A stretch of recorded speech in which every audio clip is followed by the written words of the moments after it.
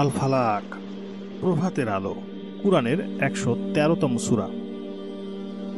এটি মাক্কি সূরা। এটি আল্লাহর কাছে যে কোনো অনিষ্ট থেকে আশ্রয় প্রার্থনার জন্য নাজিল হয়েছিল। সূরাটি শুরু হয়, কুল আউযু বিরাব্বিল ফালাক, বলো আমি আশ্রয় প্রার্থনা করছি প্রভাতের প্রতিপালকের কাছে। ফালাক শব্দটি প্রভাতের আলো বা দিনের উদয়ের অর্থে ব্যবহৃত হলেও এটি আল্লাহর সৃষ্টি বোঝায়। যেহেতু তিনি সৃষ্টির স্রষ্টা, একমাত্র তারই শক্তি আছে অন্ধকারের বিপদ থেকে আমাদেরকে রক্ষা করার।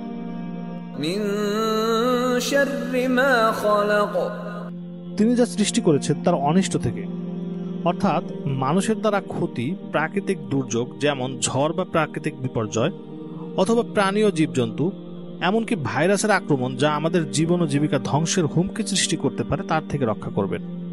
ওয়া মিন শাররি গাসিকিন ইযা ওয়াকাব, অন্ধকার রাত্রির অনিষ্ট থেকে যখন তা অন্ধকারাচ্ছন্ন হয়।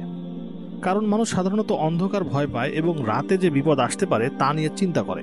ওয়া মিন শাররিন নাফাসাতি ফিল উকাদ, এবং ওইসব অনিষ্ট থেকে যারা গ্রন্থিতে ফুৎকার দেয়, অর্থাৎ যারা আমাদের মন ও অনুভূতিকে ভুল দিকে পরিচালিত করার চেষ্টা করে, যা আমাদের সম্পর্কগুলোকে ধ্বংস করতে পারে ও পারিবারিক জীবন অস্থির করে তুলতে পারে।